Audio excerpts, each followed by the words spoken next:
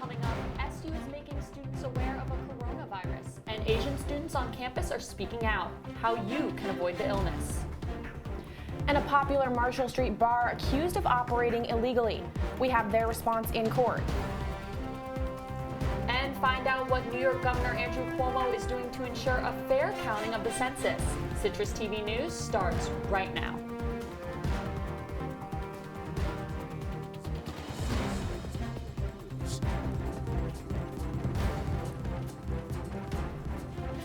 The SU Department of Public Safety has just identified a suspect in Tuesday's bias incident at Byrd Library. Good evening, I'm McElrath.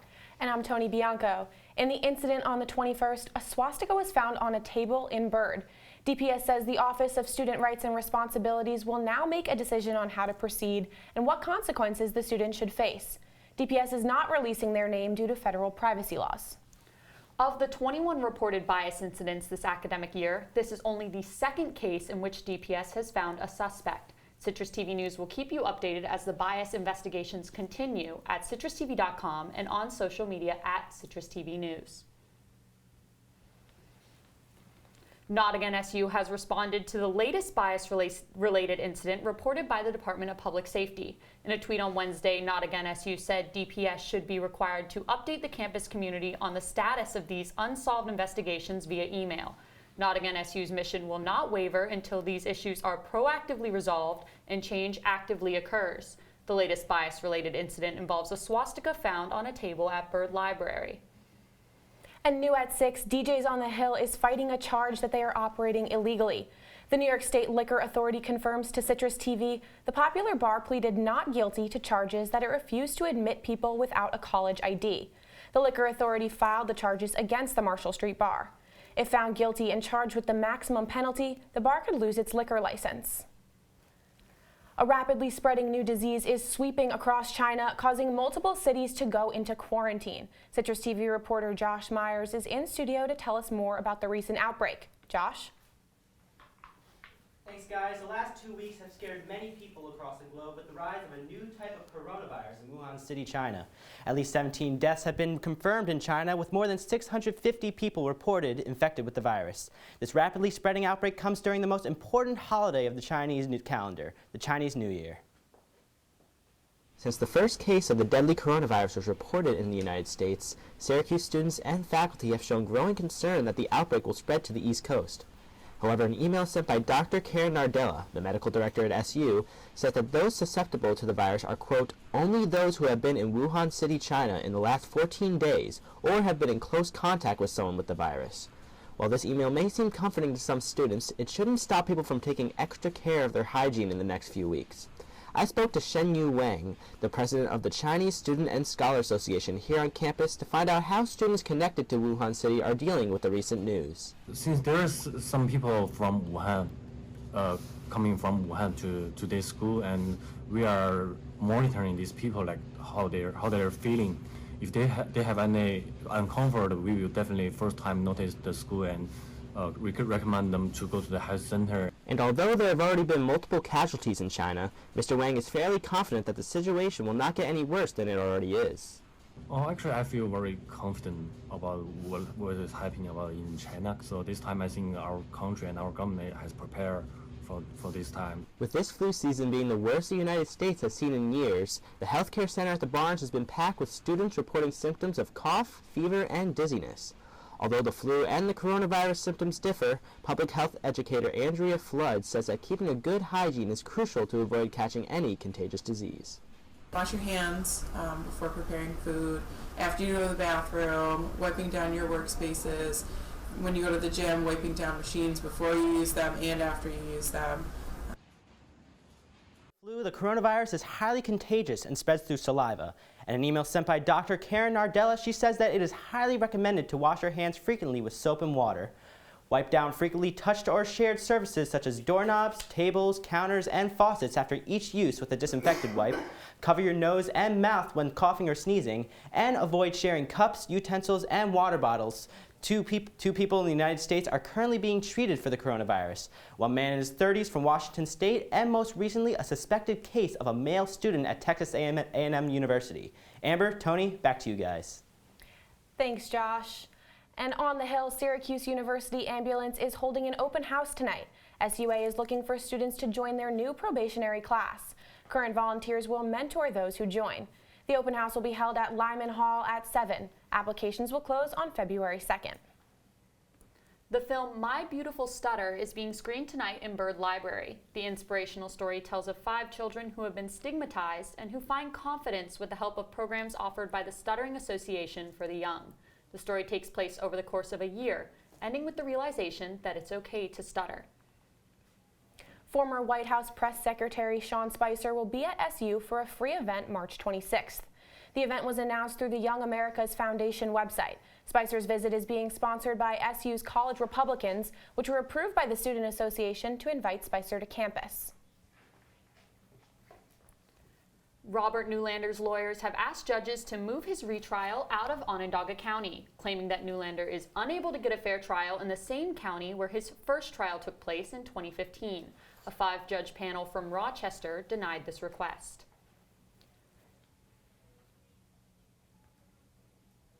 Chaos erupted on the Onondaga Lake Parkway yesterday morning after a van plowed into a patrol car on the side of the road. This accident serves as the latest in a string of similar crashes on the parkway.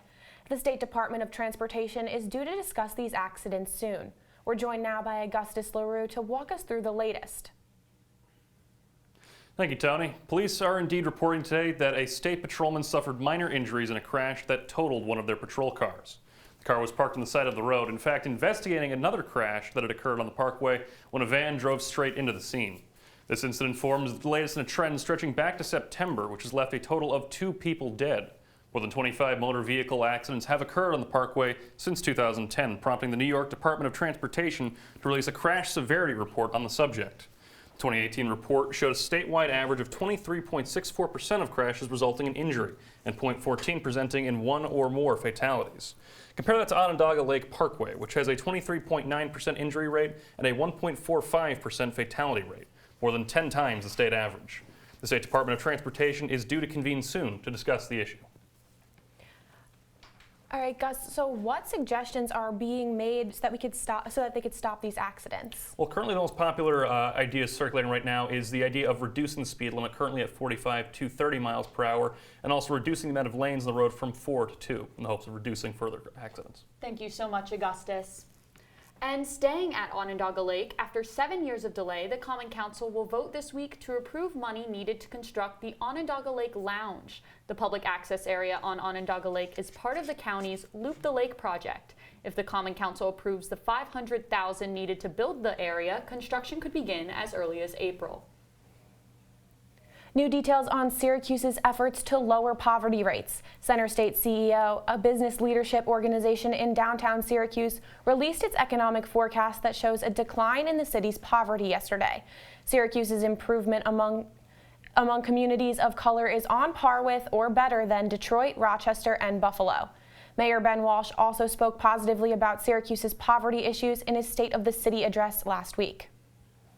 The Rosamond Gifford Zoo is on a list of the 10 worst zoos for elephants. An animal rights group has put the Syracuse Zoo at number 10. The group says the zoo's elephant breeding program is the main reason for its poor rating. It says the zoo does not factor in the family and relationships of the elephants. This is the 5th time the Syracuse Zoo has made the list. Taking a live look now at the Syracuse Hancock International Airport, the skies over Syracuse are getting busy. In a new press release, the airport says they're experiencing an all-time high in air traffic. They say it's the busiest they've been in 30 years. According to the Syracuse Airport Authority, over 2 million people flew in and out of Syracuse last year. That's an increase of about 12% from the previous year. The airport says a variety of cheaper flight options are responsible for the growth. Governor Andrew Cuomo is announcing comprehensive safety measures for low-speed bicycles. The measures also mandate all e-scooter drivers under the age of 18 wear helmets and limit scooters to 15 miles per hour. The legislation suggests that these motorized vehicles have received unfair restrictions. Cuomo urges better precautions to ensure the safety of those operating these vehicles.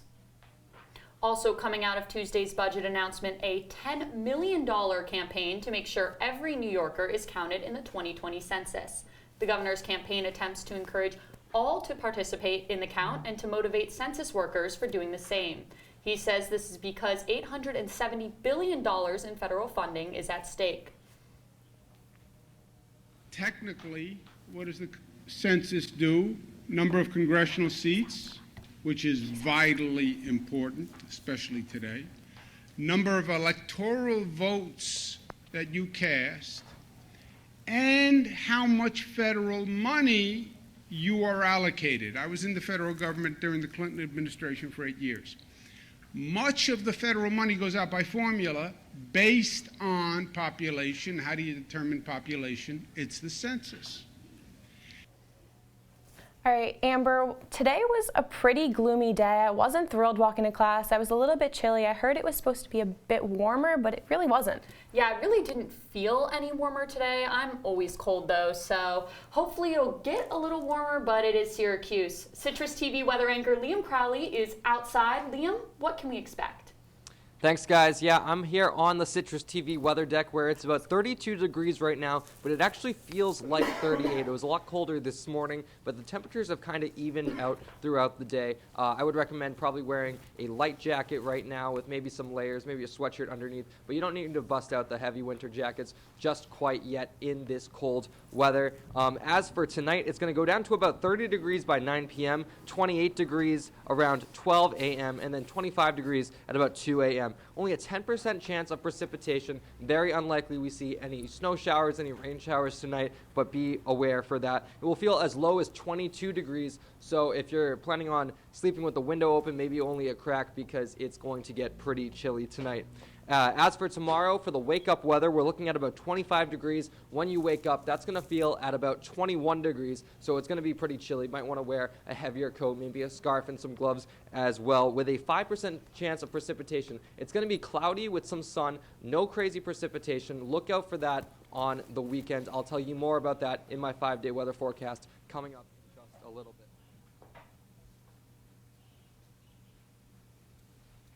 All right, thanks so much, Liam. Coming up on Citrus TV News live at 6, the impeachment trial continues in the Senate. Find out how Democrats made their case. And the latest on the wildfires in Australia. Find out how a local organization is lending a hand.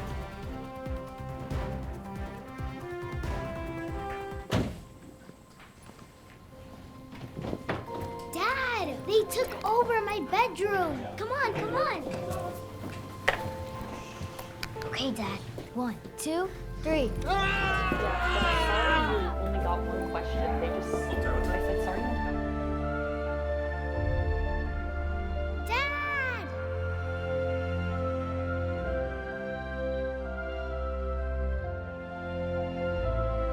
You saved me.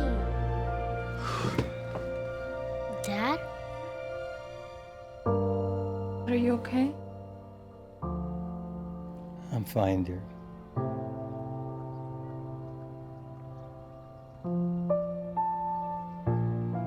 Your hero needs you now, and AARP is here to help. Find the care guides you need at aarp.org/caregiving.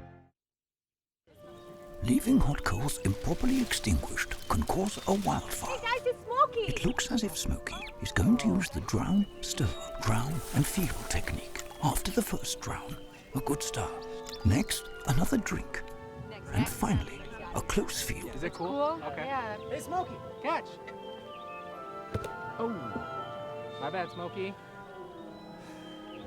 Only you can prevent wildfires.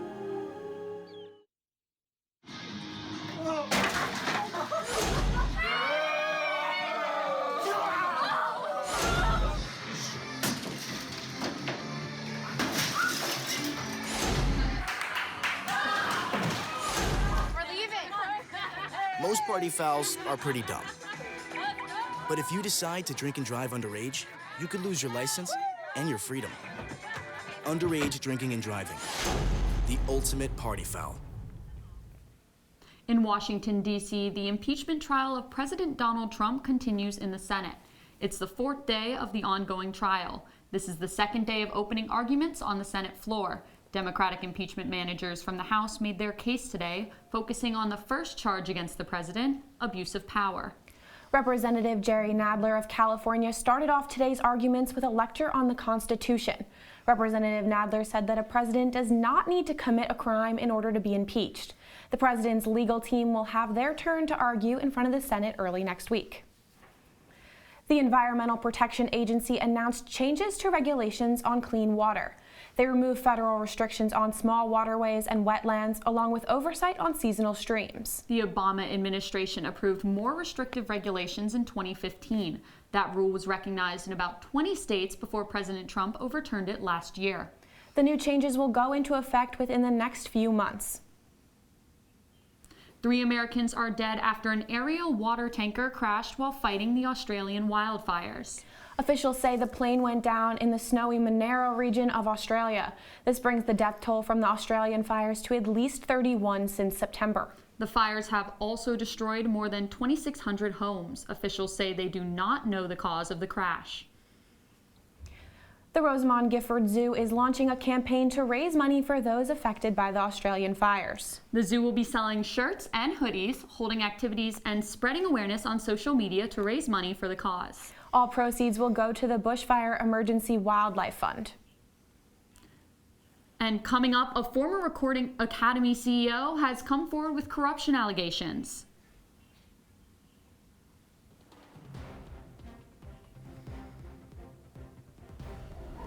Try to break your will. But however loud the loudness gets, however many cheese puffs may fly, you're the driver, the one in control. Stand firm. Just wait. And move only when you hear the click that says they're buckled in for the drive. Never give up till they buckle up. They call me Maxie, but I prefer tripod. I was your above-average four-legged homie, and then wham, bam, minivan. Some people pity me. Now that's lame. I still run, fetch, and swim. And the ladies love me. I'm the ultimate wingman. Toni, back to you. Just don't ask me to high five. Is Son not in C-ball?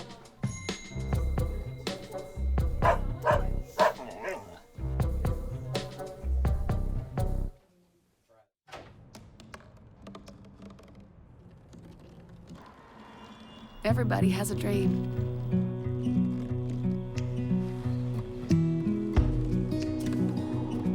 Mine was to see the ocean. And with a little help, I made it.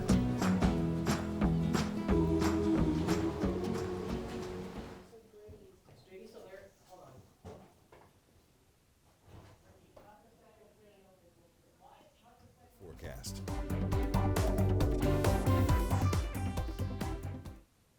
All right, taking a look at our Friday weather, we're seeing about 28 degrees when we first wake up around 9 a.m. That's going to go up to about 35 degrees around 11. It'll go up to 40 at 1, and it will peak at 42 around 3 p.m. But as you'll see here, it'll dip back down to 40 degrees around 5, cooling off at about 38 degrees around 7 p.m. So overall, a bit of a warmer day than we've had in Syracuse in terms of recent memory. Taking a look at our activity outlook, I'm putting things at about a moderate. We have low chances of precipitation and decent temperatures, but the warmest day of the weekend it's looking like. I'll tell you more about that in my 5-day forecast coming up later. And it's the calmest day we're going to see for the foreseeable future. As I said, some precipitation expected over the course of this weekend. Taking a look at current temperatures across central New York, everything is about the mid to high 30s. Some cities in the 40s. We see Ithaca, Binghamton, Elmira, Rochester over there with 37 degrees, and Syracuse currently at 36, right around the middle. Toni, back to you. Thanks, Liam. Former Recording Academy CEO Deborah Dugan is speaking out today. She says she has evidence that the Grammy Awards are ripe with corruption. Dugan filed a complaint Tuesday in which she says there is vote rigging, gender bias, and sexual harassment within the Grammy Award process. Dugan says the systems in place need to be clear to the public. The system should be transparent, and that there are incidents of conflict of interest that taints the result. Well, 3.5 weeks ago, booze rained down from the Dome faithful as Notre Dame stole a 1-point win from Syracuse in controversial fashion. Fast forward to Wednesday, and the booze were flowing again, this time, though, from the home crowd in South Bend.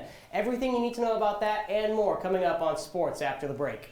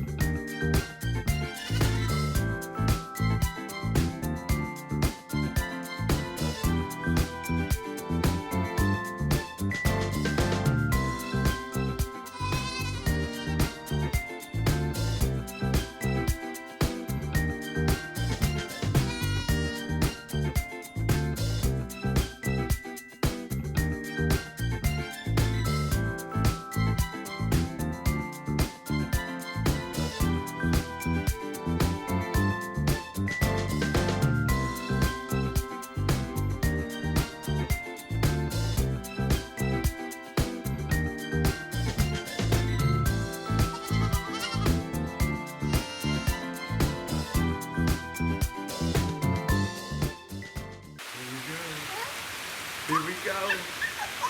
We're gonna go out there in the rain. Gonna get wet. All right, here we go.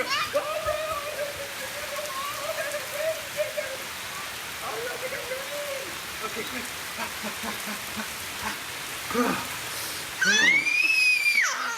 Oh yeah, yes. So much fun. Mwah. We're getting so wet. I see you mobbing over her. Let's go. Let's mob. Let's crawl. Let's crawl. Let's crawl. Hey, yo, we mobbing. Come on, girl. Let's crawl. Hey, yo, let's crawl. Hey, yo, let's crawl. Hey, let's crawl. Hey, yo, let's crawl. And now, your Citrus TV Sports Report. Well, SU Hoops ACC slate started off at just 1-3 with home losses to Virginia, Notre Dame, and Virginia Tech. But since that loss to the Hokies, the Orange have pulled off a 4-game winning streak. And Wednesday night, they were looking for a 5th in South Bend that would give them road victories over, you guessed it, Virginia, Notre Dame, and Virginia Tech. And that is exactly what happened. Now, I mentioned the controversy at the end of this one. Joe Girard protected the ball on the baseline as time expired with SU up 2, and Fighting Irish fans thought he stepped out, but the refs didn't, and the Orange left South Bend with a crucial road W. Elijah Hughes led the way for Cuse with a cool 26, bringing his season average up to 19.7 points a contest. That's good for first in the ACC, and the Orange both out-rebounded Notre Dame and outscored them in the paint 36-26. Jim Boeheim knows what made the difference for Cuse the second time around. Virginia Tech Notre Dame games could have gone either way. We didn't make a play at the end. This game could have gone either way. We made a play. So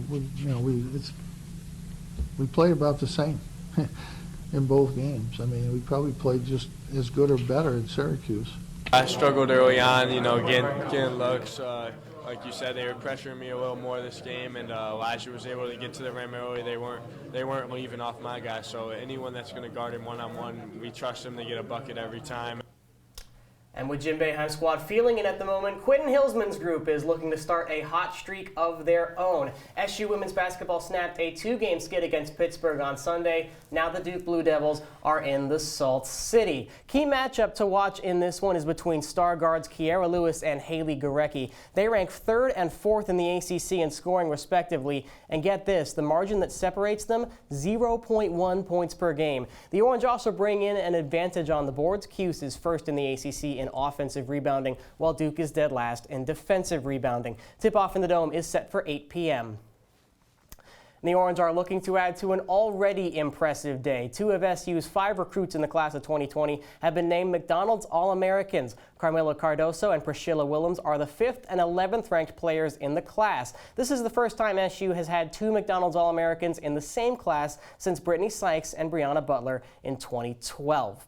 The action down under continues in the Australian Open. On the men's side, top-seeded Rafael Nadal advanced out of the second round in straight sets over Argentinian Federico Del Bonis. And Novak Djokovic kicks off the third round at 11 o'clock Eastern against Yoshihito Nishioka.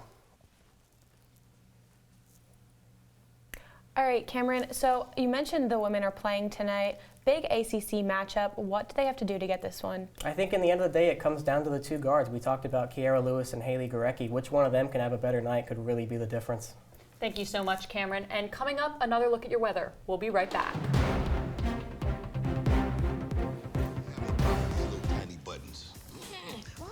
Watch it there. Your blood pressure's gonna go through the roof. Tell me about it. I'm trying to learn how to get it down. Instead, it keeps going up. High blood pressure can increase the risk for heart attack or stroke. Learn how to keep yours at a healthy range. Ever hear a voice command? Just say text barbershop to 97779. That's not what I said. Just give me that. Now my blood pressure's up. Here's your check.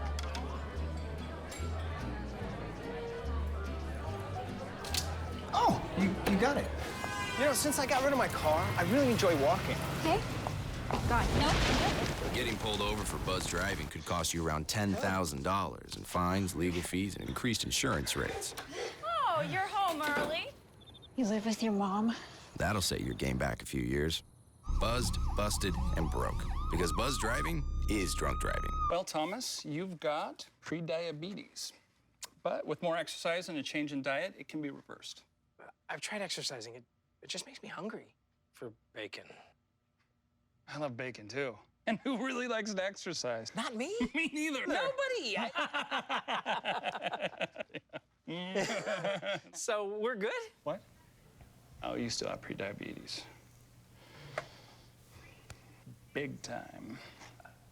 We're joined by weather anchor Liam Crowley. So, Liam, I'm always cold on my walk to class. Is that going to be the case tomorrow morning?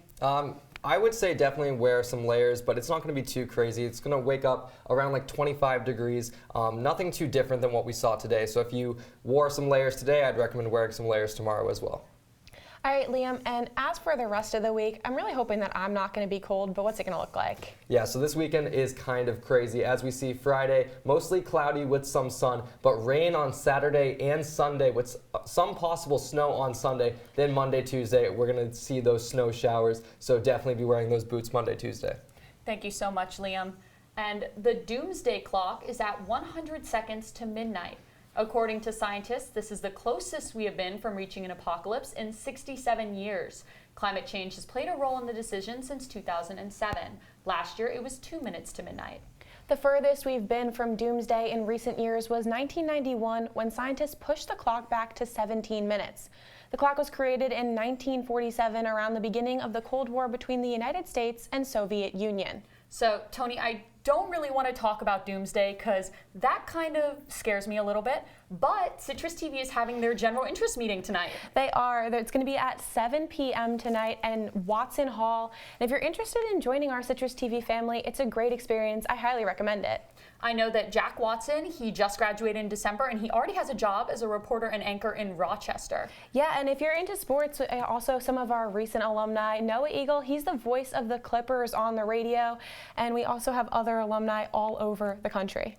Yes, so definitely if you're interested in doing something on air or behind the scenes, you should show up to the general interest meeting tonight. I think that there are great opportunities for everyone here. Yeah, Citrus TV is a really great place to get involved. That's all the time we have for you tonight on Citrus TV News. Be sure to follow us on our social media, Twitter, Instagram, and Facebook at Citrus TV News. If you're interested in joining our Citrus TV family, come to the interest meeting. I'm Toni Bianco. And I'm Amber McElrath. Have a good night, Syracuse.